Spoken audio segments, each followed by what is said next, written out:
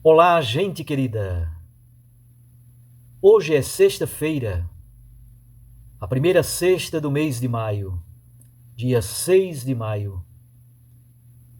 Nós estamos na terceira semana da Páscoa e hoje, como é tradição na Igreja Católica, nós recordamos essa dimensão bonita da misericórdia de Jesus Cristo. O Sagrado Coração de Jesus, fonte inesgotável de caridade, de amor e de misericórdia. Hoje nós concluímos a leitura do discurso sobre o pão. É bem verdade que ainda continuará a mesma temática com as consequências do discurso.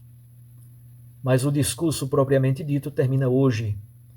João 6, de 52 a 59. Naquele tempo, os judeus discutiam entre si, dizendo: como é que ele pode dar sua carne a comer? Então Jesus disse: em verdade vos digo, se não comerdes a carne do Filho do Homem e não beberdes o seu sangue, não tereis a vida em vós. Quem come a minha carne e bebe o meu sangue, tem a vida eterna, e eu o ressuscitarei no último dia. Porque a minha carne é verdadeira comida, e o meu sangue, verdadeira bebida. Quem come a minha carne e bebe o meu sangue, permanece em mim e eu nele. Como o Pai que vive me enviou, e eu vivo por causa do Pai, assim aquele que me come viverá por causa de mim. Este é o pão que desceu do céu. Não é como aquele que os vossos pais comeram. Eles morreram. Aquele que come este pão viverá para sempre. Assim falou Jesus, ensinando na sinagoga em Cafarnaum. Palavra da salvação. Glória a vós, Senhor. Minhas irmãs e meus irmãos, nós começamos a leitura deste capítulo 6 há vários dias. Na outra semana ainda, lemos o milagre do pão, o sinal. Jesus multiplica e partilha os pães com uma multidão faminta. Depois ele atravessa o mar da Galileia, caminhando sobre as ondas do mar. É um modo de dizer que ele, de algum modo, ele é divino. O único que tem o poder de caminhar sobre o mar é Deus, como diz o livro de Jó. Chegando em Cafarnaum, as multidões o procuram e Jesus começa uma reflexão profunda. Por que as multidões o procuraram? Porque encheram a barriga, porque comeram pão. Essa é a ocasião para Jesus começar uma reflexão sobre o pão verdadeiro, o pão vivo descido do céu, o pão que doa vida ao mundo, o pão que é Ele, e por meio dele, quem se alimenta dele, quem o come, possui vida eterna. Ontem chegamos ao ápice do discurso sobre o pão, e Jesus o retoma hoje. Finalmente houve a vinculação explícita entre o sinal do pão, lá no início do capítulo 6, e a Eucaristia propriamente dita.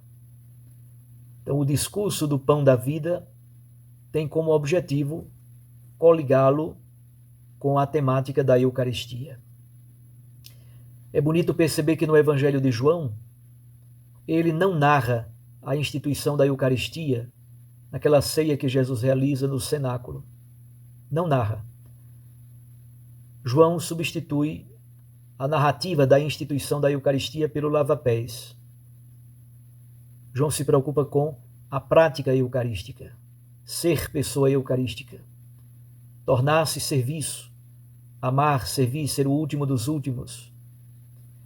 Mas muito provavelmente João não faz isso porque ele já havia desenvolvido muito o tema do pão neste capítulo 6. Então, o capítulo 6, de algum modo, substitui a narrativa da instituição da Eucaristia. E no capítulo 13, com o lava-pés e o mandamento novo do amor, Jesus nos diz qual é o significado da Eucaristia, o significado teológico e existencial. O que significa tornar-se pessoa eucarística. Obviamente, hoje, uma coisa que faz o judeu arrepiar é essa vinculação com a carne e o sangue. A carne fala mais da dimensão da exterioridade do ser. O sangue fala muito mais da dimensão da interioridade. Nós sabemos que na antropologia bíblica, na antropologia de Israel, o sangue é a vitalidade por excelência. O sangue e a gordura eram duas partes dos animais reservadas somente para Deus, porque aí reside a vida plena. Na antropologia do Antigo Testamento, o ser humano não é dividido, mas é compreendido na sua totalidade, enquanto basar, carne, a dimensão da fragilidade, do sofrimento, da doença e da caducidade. O ser humano é nefesh, o sopro vital. Aqui também está toda a dimensão psicoemocional. E o ser humano é ruach, o ser humano todo diáfano para receber o influxo da força do Espírito de Deus. Pois bem, este ser humano na sua totalidade, na sua inteireza, a partir da perspectiva de uma antropologia unitária, compreensão plena da vida e do ser humano, ele é carne, basar, e ele é sangue. É a totalidade do ser humano, a sua dimensão de exterioridade e de interioridade. Mas, obviamente, Jesus se afasta bastante dessa noção do Antigo Testamento, especialmente por causa da temática do sangue. Como o sangue é o elemento preciosíssimo e sacratíssimo, ele então é considerado transmissor de impureza. Como dizem os rabinos, é um modo de colocar uma cerca de proteção para não profaná-lo. É o lugar onde reside a vida por excelência. Esse sangue consagrado na Eucaristia será plenamente derramado no sacrifício da cruz. O seu corpo, doado para ser comido e mastigado, será totalmente mastigado, pisoteado, chagado e ferido pelos bofetões, cusparadas, açoites dos guardas e soldados. É a vida, na sua totalidade, que é entregue para a vida do mundo. Obviamente, no Evangelho de João, as palavras nunca podem ser compreendidas literalmente. Poderíamos dizer, seguindo um pouco Santo Agostinho, trata-se de um realismo simbólico. É real porque sacramental, mas é sacramental porque real.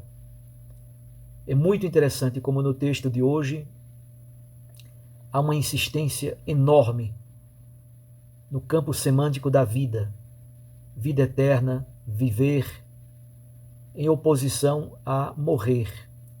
O verbo zal, viver, é posto inúmeras vezes.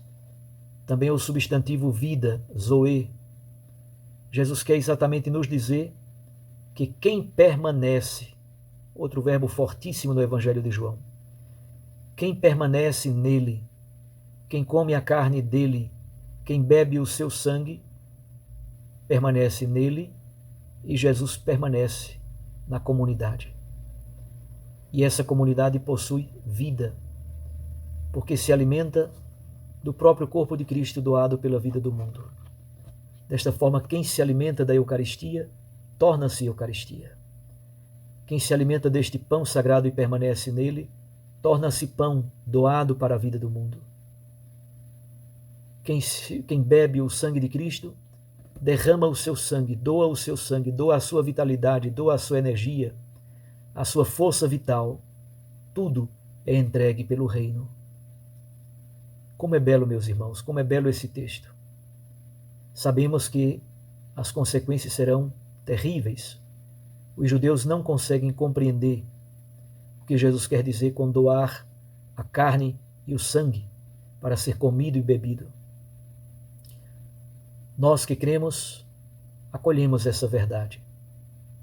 Aliás, é o próprio Jesus que diz: a minha carne é verdadeira comida, alethês.